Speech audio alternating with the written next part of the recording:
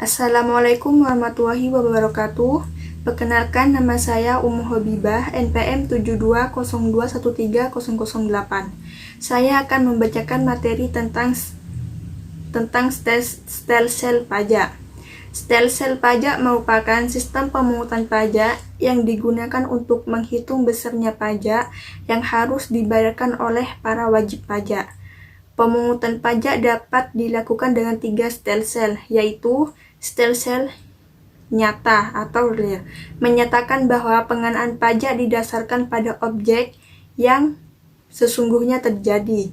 Untuk pajak penghasilan, maka objeknya adalah penghasilan. Oleh karena itu, pemungutan pajak baru dapat dilakukan pada akhir tahun pajak. Kelebihan dari stelsel nyata adalah penghitungan pajak didasarkan pada penghasilan yang sesungguhnya sehingga lebih akurat dan realistis. Kelemahannya adalah pajak baru dapat diketahui pada saat akhir periode sehingga a. Wajib pajak akan dibebani jumlah pembayaran pajak yang tinggi pada akhir tahun, sementara pada waktu tersebut belum tersedia jumlah kas yang memadai. B. Semua wajib pajak akan membayar pajak pada akhir tahun, sehingga jumlah uang yang beredar akan terpengaruh. 2. Stelsel anggapan atau fiktif menyatakan bahwa pengenaan pajak didasarkan pada suatu anggapan yang diatur oleh undang-undang. Kelebihan stelsel fiktif adalah dapat dibayar selama tahun berjalan tanpa harus menunggu sampai akhir tahun. Sedangkan kelemahannya adalah pajak yang dibayarkan tidak berdasarkan pada keadaan yang sesungguhnya, sehingga penentuan pajak menjadi tidak akurat. Yang ketiga, stelsel campuran menyatakan bahwa pengenaan pajak didasarkan pada kombinasi antara stelsel nyata dan stelsel anggapan. Asas pemungutan pajak.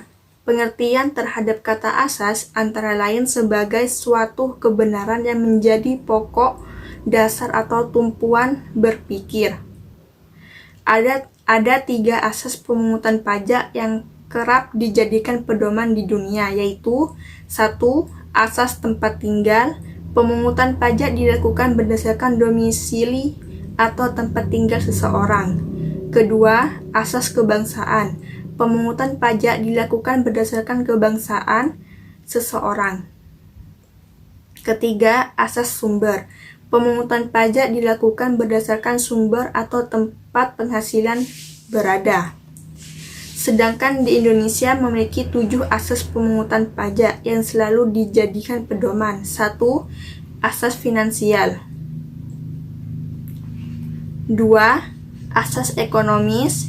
3. Asas yuridis. 4. Asas umum. 5. Asas kebangsaan. 6. Asas sumber. Dan 7. Asas wilayah. Sistem pemungutan pajak. Sistem pemungutan pajak merupakan sebuah mekanisme yang digunakan untuk menghitung besarnya pajak yang harus dibayar wajib pajak ke negara.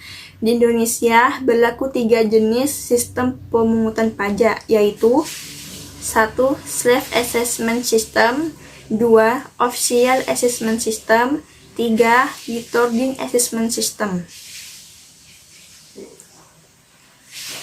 Dari 3 jenis sistem pemungutan pajak di atas, penjelasannya sebagai berikut.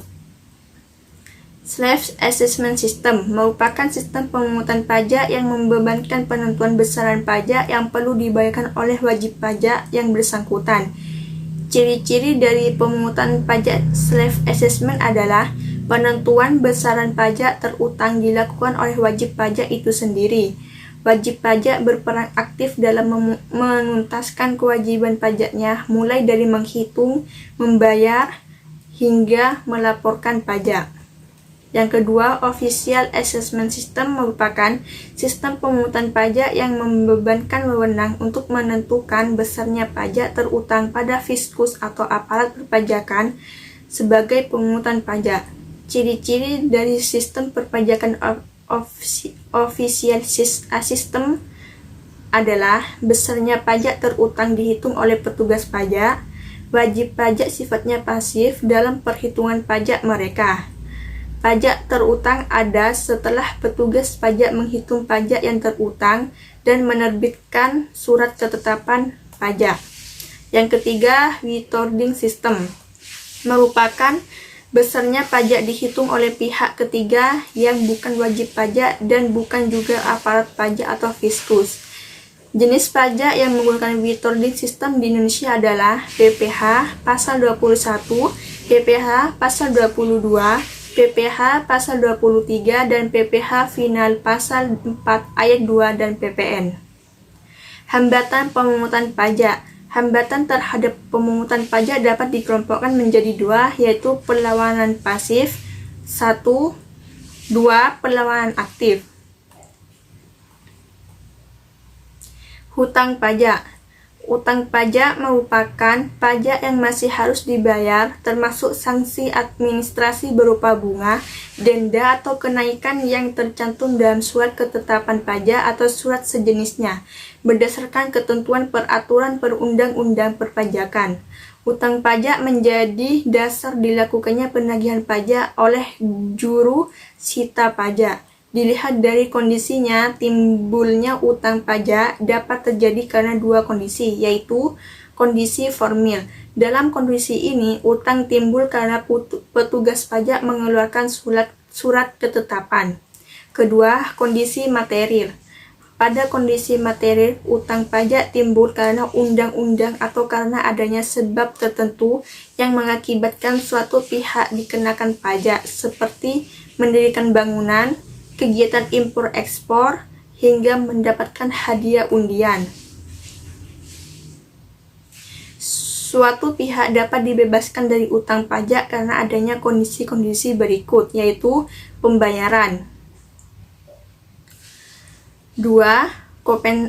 Kompensasi. 3. Kadaluarsa pajak. 4. Pembebasan. 5. Penghapusan. Tarif pajak. Secara umum, tarif dapat diartikan sebagai besaran nilai yang dikenakan untuk barang tertentu.